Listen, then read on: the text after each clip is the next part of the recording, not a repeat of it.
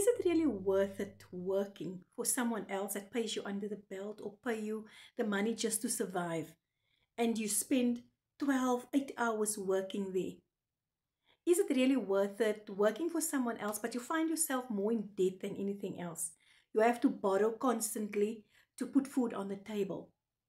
And you can't be there that all that hours that you work away from your family, which means you can't be there for your loved ones when you're supposed to be there. You can't be there even for yourself and for your home. So how about earning enough? Earning what you deserve to earn by only working 2 hours around your loved ones. Earn 100% profit by following a step-by-step blueprint that teaches you how to run a successful online, fully automated business from the comfort of your own home. Earn what you are worth.